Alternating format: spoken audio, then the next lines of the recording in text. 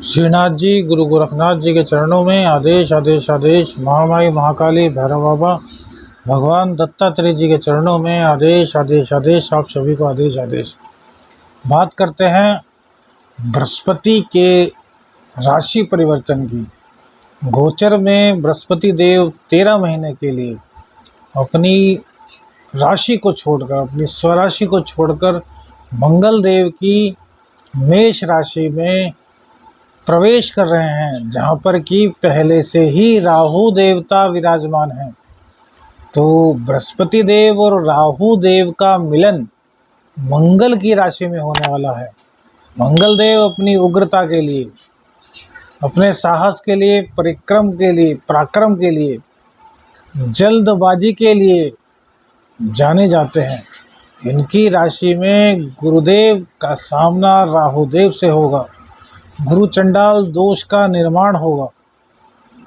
2024 में मई तक गुरुदेव यहीं पर रहने वाले हैं। क्या प्रभाव पड़ेगा प्रत्येक राशि पर गुरुदेव का, इसके बारे में चर्चा करते हैं। गुरुदेव सौम्य ग्रह हैं। गुरुदेव संतान के कारक हैं, दाम्पत्य के कारक हैं और साथ ही साथ भाग्य के भी कारक बताए गए हैं। यदि काल पुरुष की कुंडली की बात करें तो भाग्य स्थान और व्यय भाव के स्वामी भी बृहस्पति देव को ही बताया गया है। चलिए बात करते हैं किस प्रकार से बृहस्पति का यह गोचर आपके लिए शुभता लेकर आएगा। क्या क्या सौगात देंगे आपको बृहस्पति देव। आदेश आदेश। बात करते हैं मेष राशि की।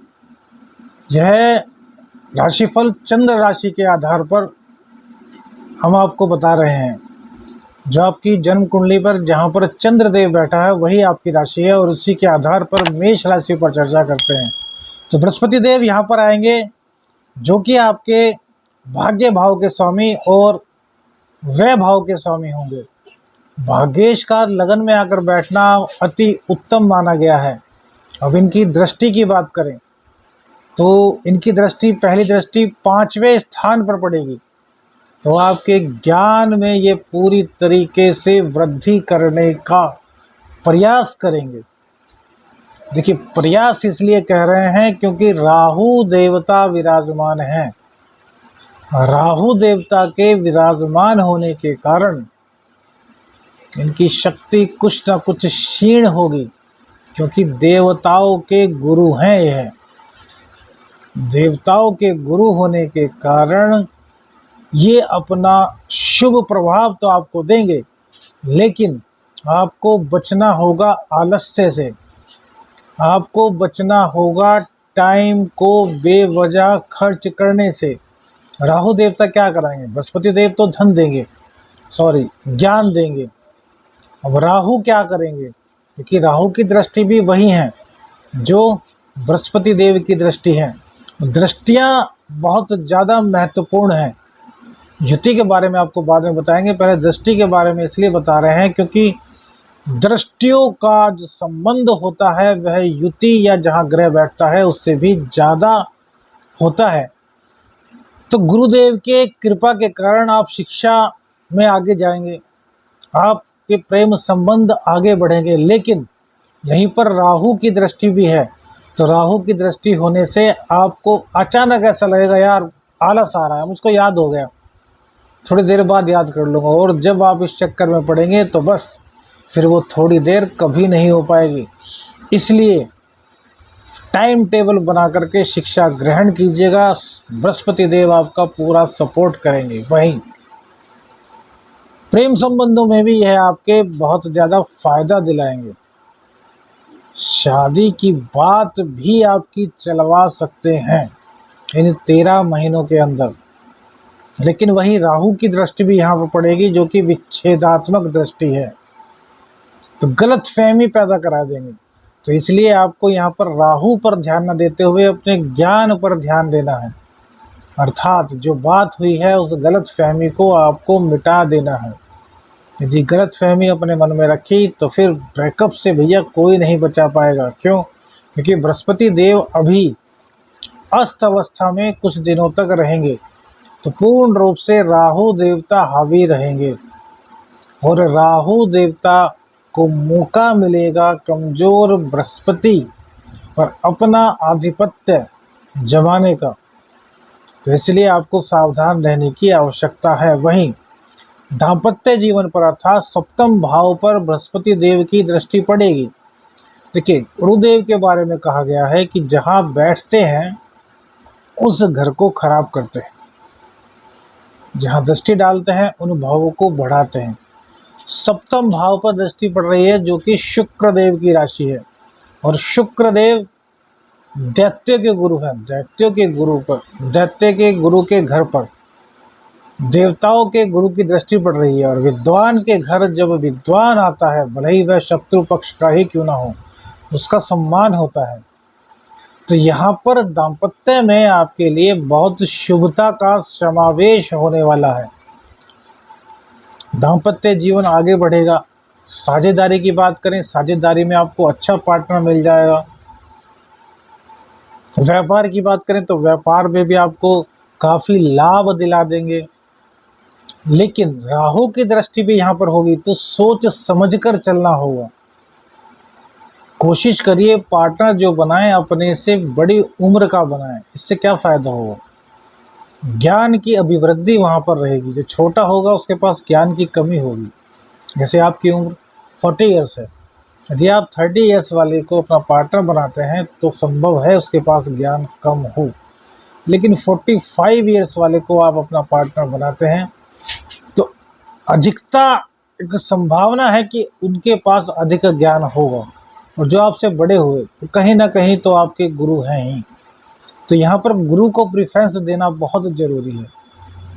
यदि आपके पार्टनर आपसे उम्र में लंबे, आपसे उम्र में बड़े हैं, तो उनकी बात सोचिए, समझिए वो जो कह रहे हैं।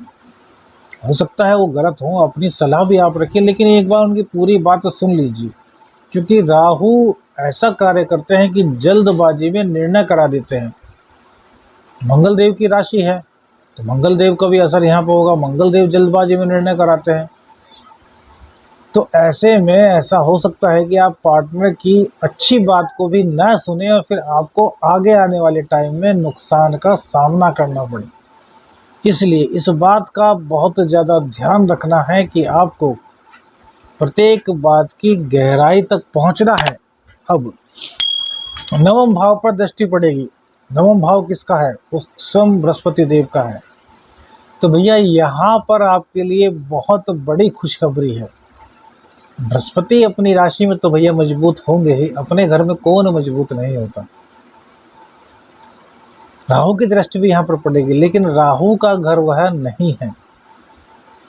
इसलिए भाग्य का सपोर्ट आपको पूर्ण रूप से मिलेगा। धर्म कर्म में रुचि जागृत होगी। धार्मिक कृत्यों से जुड़ेंगे। धार्मिक कृत्यों से जुड़कर आपको लाभ मिलेगा, क्योंकि व्यय की राशि भी बृहस्पति देव की है। और व्ययेश का लगन में बैठना कहीं ना कहीं बेवजह के खर्चे भी कराएगा। लेकिन यदि धर्म कर्म में उस खर्च को किया जाए तो वह बेफजूल नहीं होगा। वहीं सूर्य देव भी यहाँ पर कुछ दिनों के लिए मौजूद रहेंगे। हालांकि बृहस्पति के गोचर में उनका जिक्र करना ठीक नहीं, लेकिन जब बात बृहस्पति की हो तो सूर्य देव को कह छोड़ा जा सकता है, क्योंकि सूर्य देव आत्मा के कारक हैं। तो सूर्य देव का सपोर्ट भी आपको मिलेगा। लेकिन सप्तम भाव पर उनकी दृष्टि पड़ेगी तो कहीं ना कहीं विच्छेद की स्थिति दाम्पत्य जीवन में बन सकती है। तो उससे आपको सावधान रहना है। देखिए, हालांकि कुछ दिनों के लिए स्थिति रहेगी। बात चल रही है फिलहाल बृहस्पति देव के गोचर की, गुरु राशि परिवर्तन की, जो कि 1 महीने के लिए होने जा रहा है। लेकिन कुछ दिनों तक यहाँ पर सूर्य भी रहेंगे, बुध भी रहेंगे। तो इसलिए आपको यह सब चीज़ें बताई हैं। अब लग्न की बात करते हैं। भाग्य का और द्वादशेश का लग्न में आकर के बैठना आपके लिए मंगलकारी ही सिद्ध होने वाला है। राहु देवता तो पहले से ही यहाँ पर विराजमान है, लेकिन बृहस्पति देव के आने से शुभता बढ़ जाएगी। जहाँ आप अब तक धर्म कर्म से हटते रहे होंगे, धार्मिक कृत्यों में आपका मन नहीं लगता होगा, अब बृहस्पति देव के गोचर में परिवर्तन के कारण धार्मिक अभिरुचि आपकी जागृत हो जाएगी। भाग्य का साथ नहीं मिल रहा था तो भाग्य का साथ मिलना शुरू हो जाएगा। भाग्य की बदौलत पर आपको जॉब के अवसर मिलेंगे। भाग्य की बदौलत से आपकी शादी की बात यदि अटकी हुई थी तो वह भी परिणय सूत्र में परिवर्तित होने की ओर अग्रसर हो जाएगी। वहीं सबसे बड़ी बात, आपके व्यक्तित्व में जो निराशा आ गई थी, जो अप्रसन्नता का शिकार आप हो रहे थे, अब उस अप्रसन्नता से बृहस्पति देव आपको निकाल देंगे। लेकिन धर्म के मार्ग पर चलना अति आवश्यक है। धर्म के मार्ग से विमुख हुए तो फिर राहु देवता कैसी चकाचौंध में डाल देंगे, जिसका परिणाम आगे को काफ़ी बुरा आपको सहन करना होगा। वीडियो अच्छी लगी तो लाइक, सब्सक्राइब और शेयर करना मत भूलिएगा। आदेश आदेश आदेश, अलख निरंजन। हर हर महादेव।